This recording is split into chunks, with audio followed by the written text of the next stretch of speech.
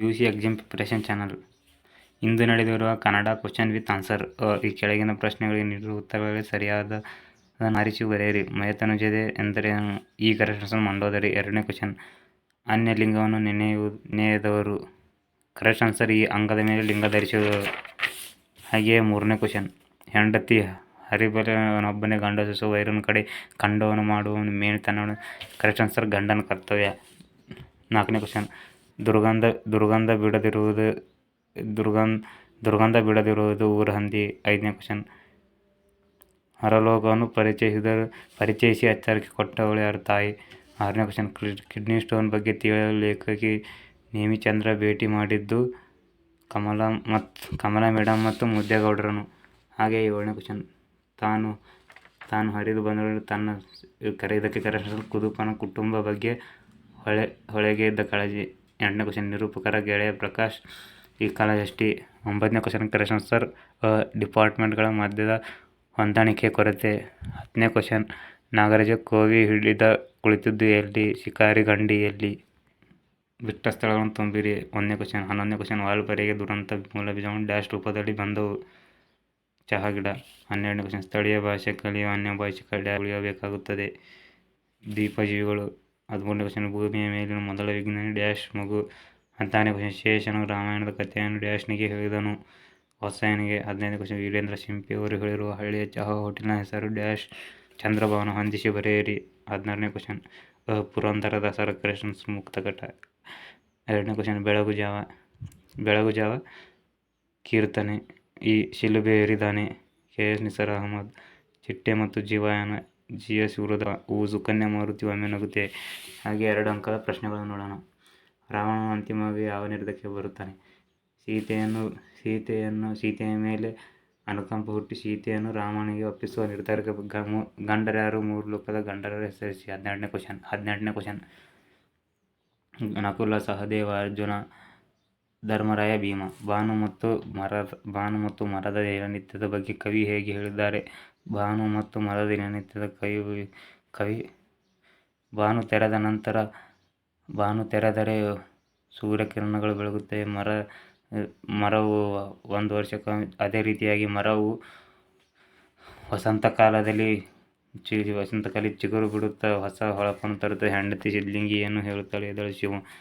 ಮಗುವಿಗೆ ಹುಷಾರಿಲ್ಲ.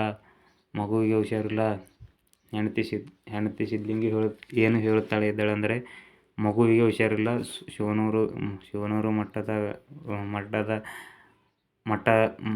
ಮಠಕ್ಕೆ ಹೋಗೋಣ ಅಂತ ಹೇಳುತ್ತಾಳೆ ಎದ್ದೇಳು. 22ನೇ, ಕನ್ನಡದ ಬಗ್ಗೆ ಮಾತಾಡಲು ಯೋಗ್ಯತೆ ಗಳಿಸುವುದು ಯಾವಾಗ? ಕನ್ನಡವನ್ನು ಮಾತೃಭಾಷೆ ಅನಿಸಿದಾಗ. 23ನೇ ಕ್ವಶ್ಚನ್, ಕಲಾಂ ಮೇಷ್ಟ್ರು ಹೇಳಿದ ಯಶಸ್ಸಿನ ಪಂಚಾಕ್ಷರಿ ಮಂತ್ರ ಯಾವುದು? ಕುತೂಹಲ, ಆಲೋಚನೆ ಶಕ್ತಿ, ಜ್ಞಾನ, ಕಷ್ಟಪಟ್ಟು ಕೆಲಸ ಮಾಡುವುದು, ಗುರಿ ಸಾಧಿಸುವ ಛಲ. 24ನೇ ಕ್ವಶ್ಚನ್, ರೋಗಿಗಳು ಹಾಗೂ ಪಥ್ಯ ಮಾಡುವವರ ಜಿದ್ದು ಎಂತಹದ್ದು?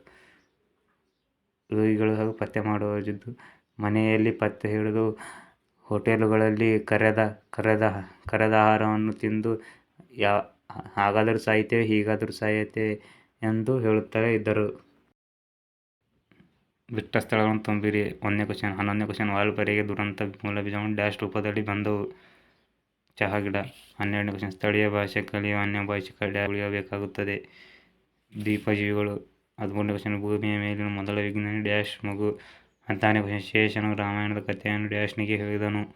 ವಾತ್ಸಾಯನಿಗೆ. 15ನೇ ಕ್ವಶ್ಚನ್, ವೀರೇಂದ್ರ ಶಿಂಪಿಯವರು ಹೇಳಿರುವ ಹಳ್ಳಿಯ ಚಹಾ ಹೋಟೆಲಿನ ಹೆಸರು ಡ್ಯಾಶ್ ಚಂದ್ರಭವನ. ಹೊಂದಿಸಿ ಬರೆಯಿರಿ. 16ನೇ ಕ್ವಶ್ಚನ್, ಪುರಂದರದಾಸರ ಕರೆಕ್ಟ್ ಆನ್ಸರ್ ಮುಕ್ತಕಟ. 2ನೇ ಕ್ವಶ್ಚನ್, ಬೆಳಗು ಜಾವ ಕೀರ್ತನೆ ಈ ಶಿಲುಬೆ ಏರಿದಾನೆ? ಕೆ.ಎಸ್. ನಿಸಾರ್ ಅಹಮದ್.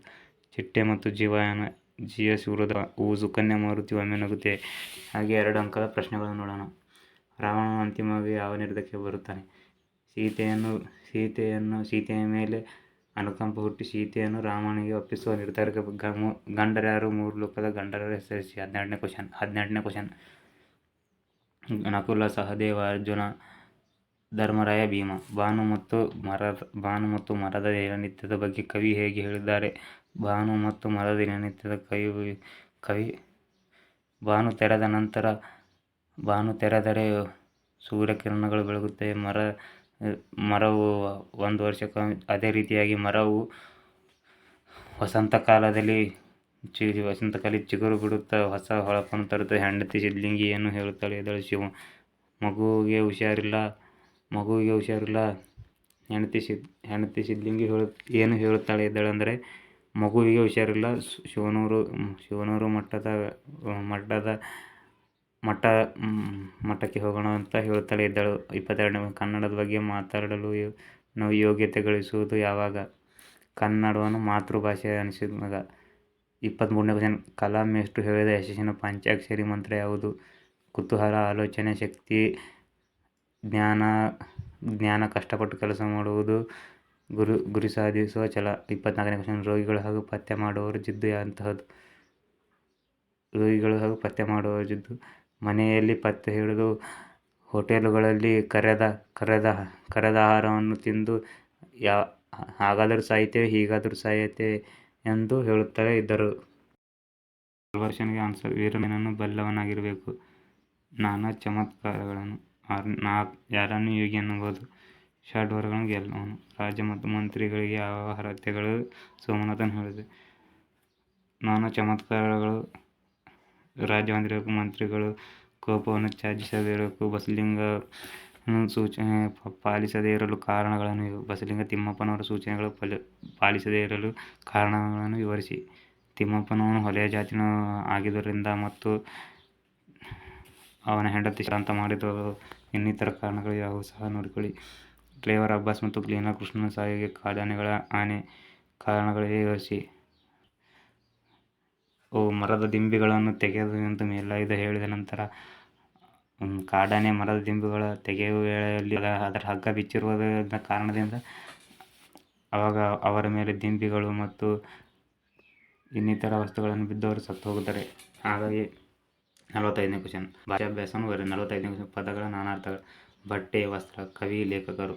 46. 2 ಪದಗಳ ಗುಣವಾಚಕಗಳನ್ನು ಬರೆಯಿರಿ. ಗುಣವಾಚಕಗಳನ್ನು ಕಲಿ, ಗಟ್ಟಿ, ಶ್ರೇಷ್ಠ. ಇದರ ಗುಣ ಇಷ್ಟೇ. 47ನೇ ಕ್ವಶ್ಚನ್. 2 ಪದಗಳ ತದ್ಭವ ರೂಪ ಬರೆಯಿರಿ. ಯೋಗಿ, ಜೋಗಿ, ಪರೀಕ್ಷಿಸು, ಪರಿಕಿಸು. 48ನೇ ಕ್ವಶ್ಚನ್. 2 ಕ್ರಿಯಾಪದಗಳ ಧಾತುಗಳನ್ನು ಗುರುತಿಸಿ. ಓದಿದನು, ಓದನು. ಬೀಸುತ್ತಿತ್ತು, ಬೀಸಿತು. ಹಾಡುಗಳು, ಹಾಡನು. ಹಾಗೆಯೇ ಯಾವುದಾದರೂ 2 ಅನ್ಯದೇಶ ಪದಗಳನ್ನು ವಿವರಿಸಿ. ಕಾರು, ಬಸ್ಸು, ಕಾರ್ಖಾನೆ, ಇನ್ನಿತರ ವಸ್ತುಗಳಾಗಿರಬಹುದು.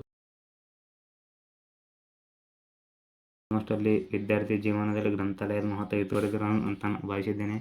ಹಾಗೆಯೇ ಇದು ಸಹ ವಿಡಿಯೋ ಮಾಡಿದ್ದೇನೆ. ಪತ್ರಲೇಖನ ಇದು ಸಹ ಬರೆದಿರಬಹುದು ಎಂದು ಯೋಚಿಸಿದ್ದೇನೆ. ಮತ್ತೆ ಮುಂದಿನ ವಿಡಿಯೋದಲ್ಲಿ ಸಿಗೋಣ.